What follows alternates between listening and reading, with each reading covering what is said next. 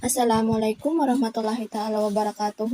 Good morning to each and everyone, especially to you, ma'am. So, by the way, I am Saima Z. Muhammad from the College of Bachelor of Science in Agriculture Extension Education. Our topic for today is all about the science, technology, and nation building. And I am the first reporter. So now I will going to discuss the brief historical background of science and technology in the Philippines and the other government policies on science and technology. And the overview of this topic is discusses the influence of science and technology in the development of the Philippine society. It identifies government programs, projects, and policies geared toward boosting the S&T capacity of the country. This lesson will also include discussions on the Philippine indigenous science and technology. So now let's proceed to the brief historical background of science and technology in the Philippines. It started way back before the country gained its independence from the American colonizers. The early inhabitants had their culture and tradition before the Spanish colonizers came, had their own belief system and knowledge system. Pre-Spanish, science is embedded in the way of life. Scientific knowledge is observed in the way of they plant their crops, taking care of animals to help them in their daily tasks, and for food productions. Science is observed in the way they interpret the movements of heavenly bodies to predict seasons and climates, and organizing days into months and years. Use science in preparing the soil for agricultural purposes. Discover the medicinal uses of plants. Technology is used by the people building houses, irrigation, and in developing tools that they can use in everyday life. They develop tools for planting, hunting, cooking, and fishing, for fighting their enemies during war or tribal conflicts, and transportation. Develop technologies in creating musical instruments. Metal Age had a significant influence on the lives of early Filipinos. The sophisticated design of gold and silver jewelry, ceramics, and metal tools proved that their technological ideas helped in the development of different tools. Trading with China, Indonesia, Japan, and other nearby countries have influenced their lives by providing different opportunities for cultural and technological exchange. All these ancient practices in science and technology are considered as indigenous science or folk science. Spanish colonization. They brought their own culture and practices. They established schools for boys and girls and introduced the concept of subject and disciplines. It was the beginning of formal science and technology in the country, known as School of Science and Technology. Learning of science in school focuses on understanding different concepts related to the human body, plants, animal, and heavenly bodies. Technology focuses on using and developing house tools used in everyday life. Life became modernized, adopting some Western technology and their ways of life. Medicine and advanced science were introduced in formal colleges and universities established by the Catholic orders. The Galilean trade has brought additional technology and development in the Philippines. Trade allowed other ideas, crafts, tools, cultural practices, technology, and Western practices to reach the country.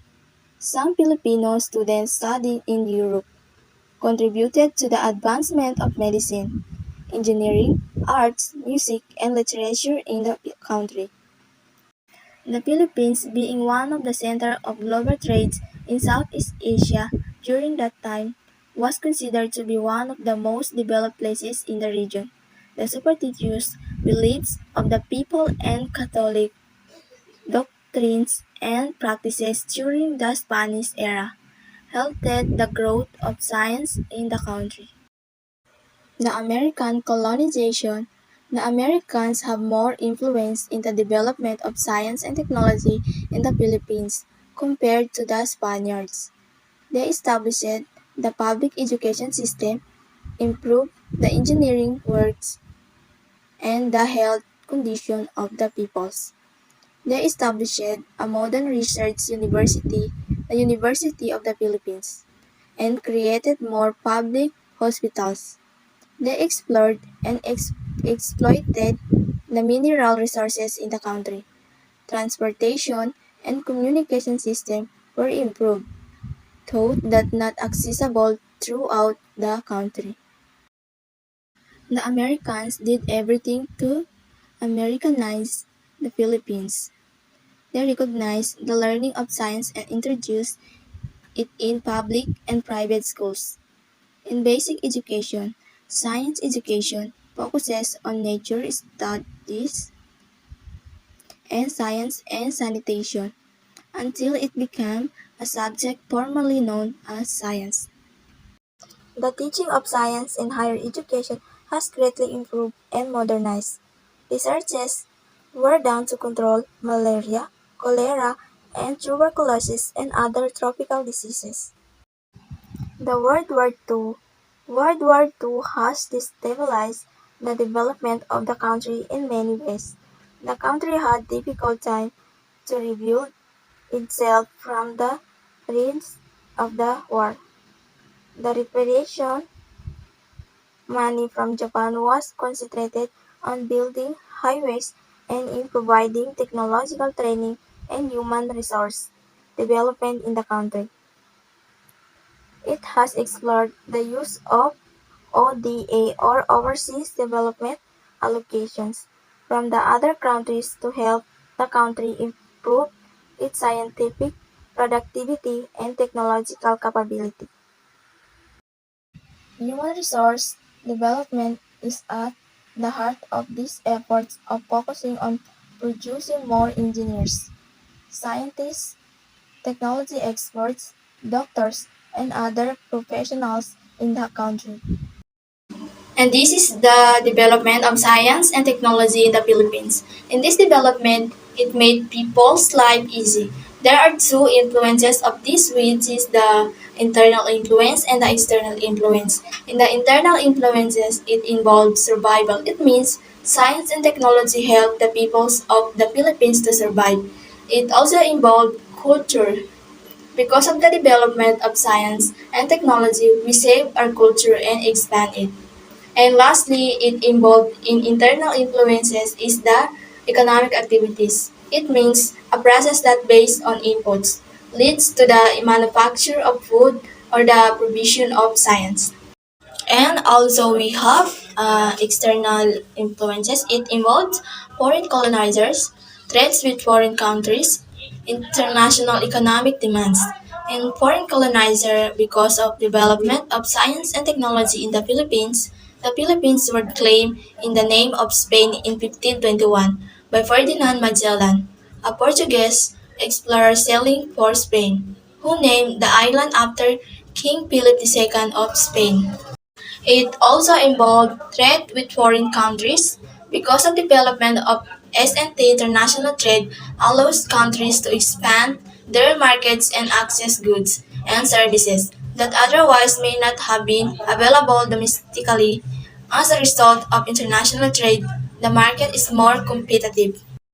And also lastly, international economic demands is the number of customers willing to purchase good or service at a certain price. So science and technology have a big impact on society and their impact is growing. It influences society by making life easier.